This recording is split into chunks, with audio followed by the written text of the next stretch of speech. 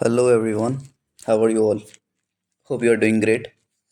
तो आज के लेक्चर में हम पिछले लेक्चर को ही कंटिन्यू करेंगे। पिछले लेक्चर में हमारा क्या चल रहा था? जावास्क्रिप्ट की V8 इंजन या नोड जेएस की आर्किटेक्चर में जो पहला चीज़ था हमारे पास वो था V8 इंजन। उसके बारे में हम बात कर रहे थे। आज हम आगे बात करेंगे। ठीक है, मैं थोड़ा सा रिकैप करवा देता हूँ इस चीज़ के। तो सबसे इसमें हमने 5 स्टेप्स देखे थे अभी तक। हमने कितने स्टेप्स देखे हैं? 5। ठीक है, राइट हैंड साइड पे आप देखना। फर्स्ट स्टेप हमारे पास कौन सा है? Lexical analysis.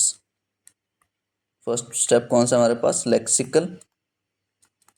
Just a second यार, हमारे पास सबसे पहला जो स्टेप है वो है लेक्सिकल एनालिसिस।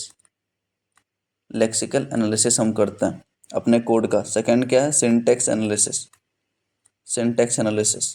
थर्ड कौन सा है हमारे पास? थर्ड है हमारे पास इंटरप्रेटर, बीच में आता था इंटरप्रेटर। ठीक है। फोर्थ कौन सा है? इंटरप्रेटर का क्या नाम था? इंटरप्रेटर का नाम था हमारे पास इग्निशन इंटरप्रेटर। Ignition interpreter. ठीक है। फोर्थ स्टेप कौन सा था? Byte code. फोर्थ स्टेप हमारे पास था बाइट कोड। ठीक है। फिफ्थ कौन सा था हमारे पास? Final execution. फाइनल एग्जीक्यूशन मतलब V8 इंजन में ये 5 स्टेप्स परफॉर्म होते हैं। और ये किस किस प्रोसेस में आते हैं? ये आते थे, याद है क्या आपको? ये प्रोसेस आते थे पार्सिंग के अंदर। ये आते थे पार्सिंग। पार्सिंग के अंदर ये पांचों स्टेप्स फॉलो किए जाते हैं। ठीक है। अब आज की लेक्चर में हम बात करेंगे, मतलब आगे कंटिन्यू करेंगे। ठीक है। तो हमने बाइट कोड या पांचों स्टेप्स देख लिए थे अभी तक। आपको ये याद होंगी चीज़ें। ये पांचों स्टेप्स देख लिए थे। मैंने क्या बोला था पिछले लेक्चर में कि बाइट कोड और फाइनल एग्जीक्यूशन के बीच में ऑप्टिमाइजेशन का खेल है। ये 5 स्टेप्स तो है ही, लेकिन ये जो 5 स्टेप्स हैं ये काफ़ी कॉम्प्लेक्स हो जाते हैं। पांचों स्टेप्स काफ़ी कॉम्प्लेक्स हैं। तो इंटरप्रेटर क्या बोलेगा ना, भाई मैं अकेले नहीं काम कर सकता। इंटरप्रेटर बोलेगा मुझे एक कंपाइलर की ज़रूरत है। ठीक है, मुझे एक कंपाइलर की ज़रूरत है। समझना इस बात को। तो ठीक है, V8 इंजन बोलेगा ठीक है, अगर आपको कंपाइलर की ज़रूरत है तो आप ले लो, लेकिन मैं बाइट कोड और फाइनल एग्जीक्यूशन के बीच में प्रोवाइड करूँगा। ठीक है, मैं इस दोनों के बीच में प्रोवाइड करूँगा यहाँ पे कंपाइलर। ठीक है। तो बाइट कोड और फाइनल एग्जीक्यूशन के बीच में हम देखते हैं कैसे काम करता है ये चीज़। ओके, तो शायद आप लोगों को समझ आ रही होंगी। चलो आगे बढ़ते हैं।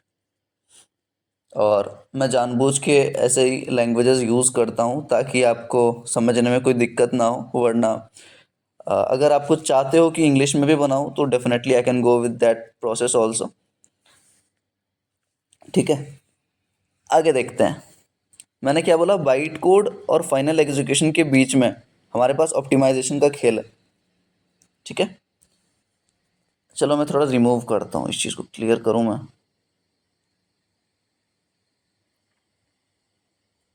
हाँ, अब देखो ऑप्टिमाइजेशन इन दोनों के बीच में आएगा। ठीक है, ऑप्टिमाइजेशन तो क्या बोलेगा? मेरे पास सबसे पहले कंपाइलर आया, इसके बीच में एक छोटा सा आर्किटेक्चर आप बनाओ, डायग्राम बनाओ। इसमें सबसे पहले हमारे पास आएगा कंपाइलर। कंपाइलर का नाम मैंने बताया था। देखो जब कॉम्प्लेक्स हो जाएंगी चीज़ें, जब चीज़ें कॉम्प्लेक्स हो जाएंगी V8 इंजन के लिए, तो वो ऑप्टिमाइजेशन परफॉर्म करेगा। ऑप्टिमाइजेशन परफॉर्म करने के लिए वो कहाँ जाएगा? कंपाइलर के पास जाएगा। वो कहाँ जाएगा? कंपाइलर के पास जाएगा। कंपाइलर को बोलेगा कि आप मेरी मदद करो। ये कंपाइलर का नाम क्या है? टर्बोफैन। मैंने पिछले लेक्चर में भी बताया था, टर्बोफैन कंपाइलर। टर्बोफैन कंपाइलर, समझ आ गई चीज़ें? लिख लो आप, टर्बोफैन कंपाइलर।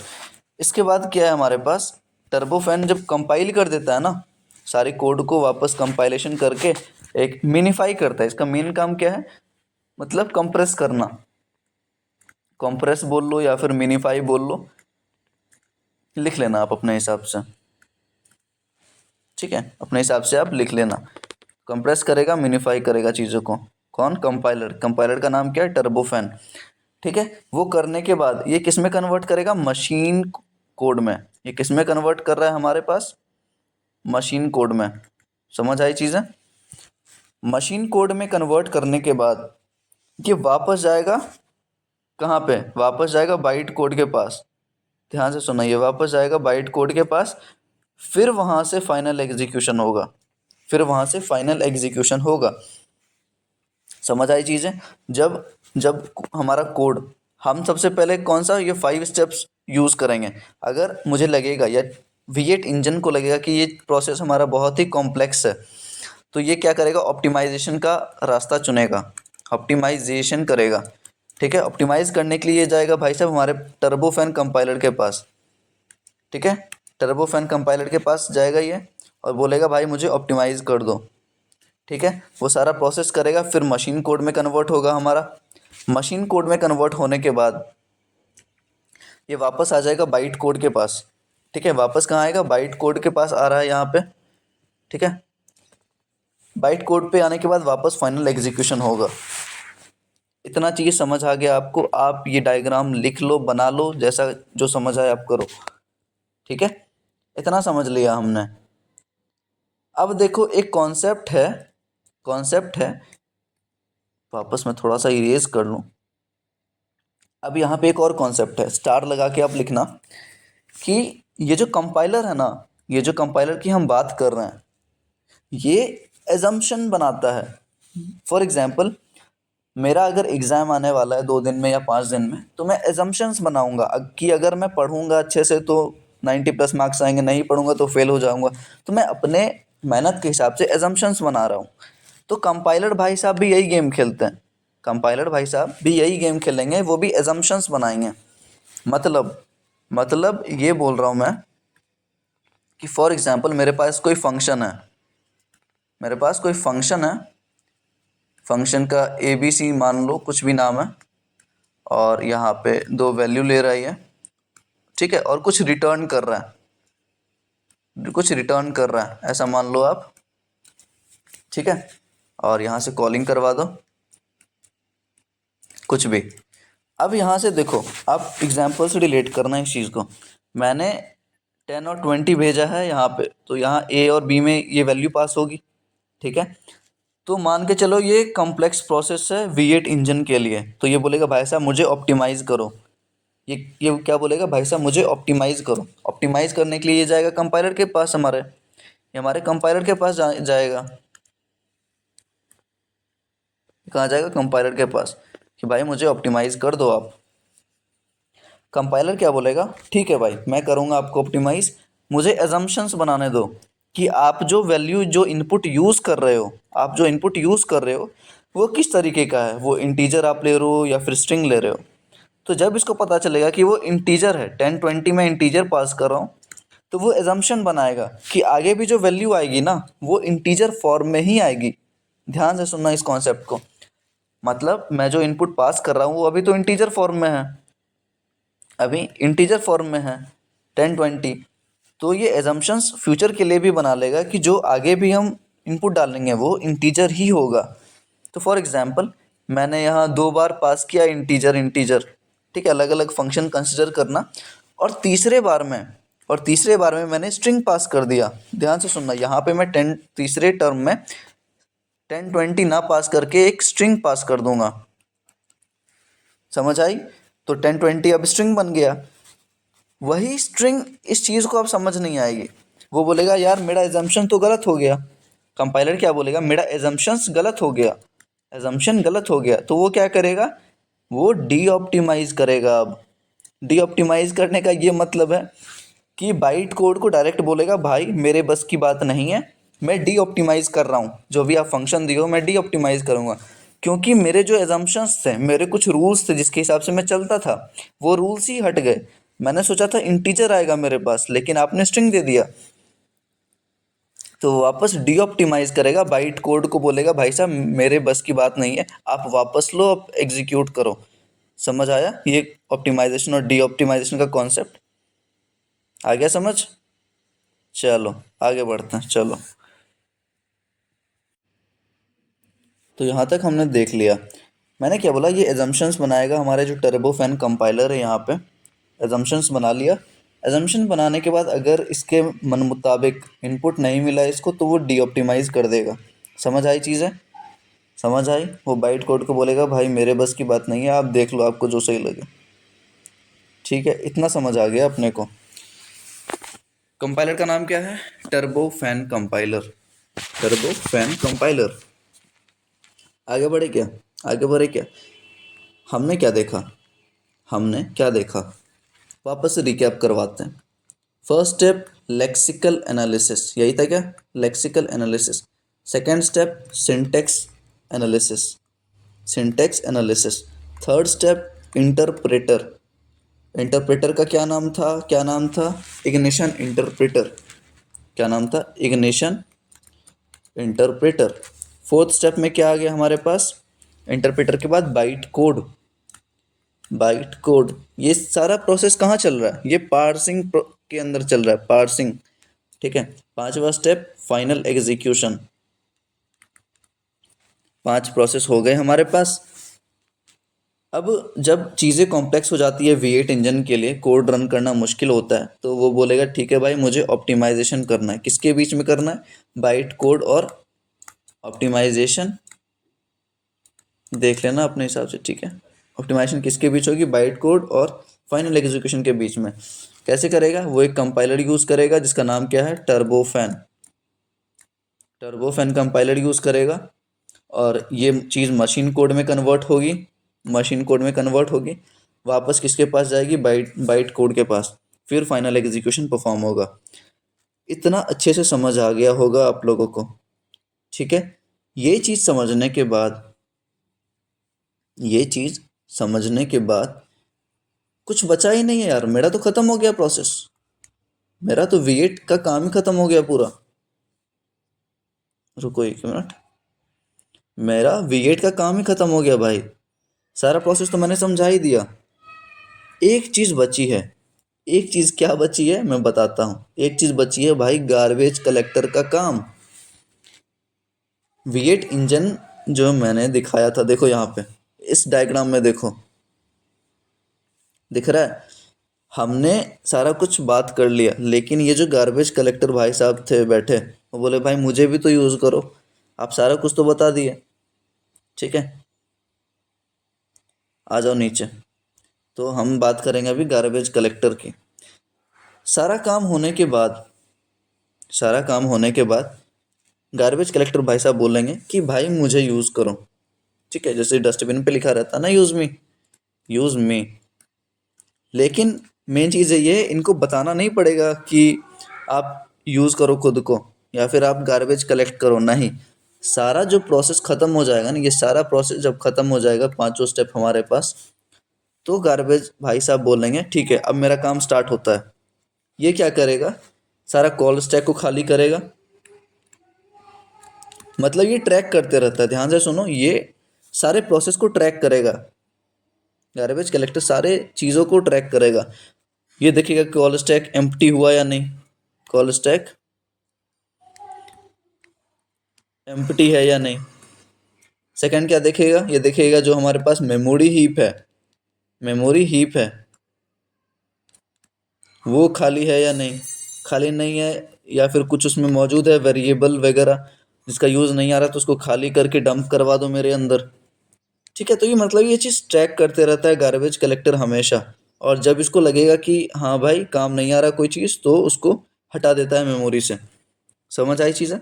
कुछ कुछ फेमस गार्बेज कलेक्टर के नाम बताता हूँ मैं अब, वो लिखना, वो भूलना मत, नोट करते जाना। क्या बोल रहा हूँ मैं बोल रहा हूँ फेमस गार्बेज कलेक्टर जो यूज़ करते हैं हम कॉमनली। ठीक है, फर्स्ट नेम मैं बताता हूँ, उसका नाम है, फर्स्ट जो है वो है ओरिनोको। ठीक है, ध्यान से सुनना, ओरिनोको, ये फर्स्ट गार्बेज कलेक्टर का नाम है हमारे पास। ठीक है, दूसरा है oil fan. Oil pan, fan नहीं है, पैन है ये, ऑयल पैन। सेकंड देख लिया हमने। थर्ड है स्कैवेंजर।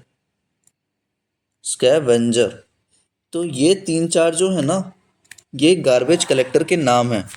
ये गार्बेज कलेक्टर के नाम है। समझ आ गई? ये क्या करेंगे, ये हमारे जावास्क्रिप्ट में नहीं, ये कहीं भी काम आते हैं। आप कोई लैंग्वेज देख लो, कोई जैसे कि आप जो भी हाई लेवल लैंग्वेजेस होती है ना, जो भी हाई लेवल लैंग्वेजेस होती है, उनमें ये आपको मिलेगा ही मिलेगा गार्बेज कलेक्टर। ठीक है, जो डायनेमिकली टाइप रहती है, जिसको समझाना नहीं पड़ता, ऐसे लैंग्वेज, उसमें ये गार्बेज कलेक्टर होंगे ही होंगे। ऑरिनोको, ऑयल पैन और स्कैवेंजर, और भी कई तरीके के होते हैं, बट जानना जरूरी नहीं है। ठीक है, ये चीज़ आप नोट कर लो। गार्बेज कलेक्टर का हमने देख लिया। अब देखते हैं कि और क्या बचा है हमारे पास। सारा प्रोसेस तो ख़त्म हो गया V8 इंजन का। सारा प्रोसेस हमने देख लिया कि 5 प्रोसेस कौन कौन से हैं और गार्बेज कलेक्टर कैसे काम करता है।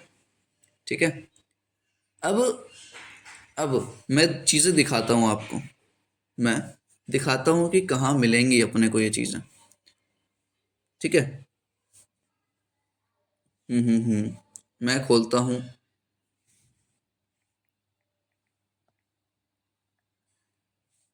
GitHub V8 engine.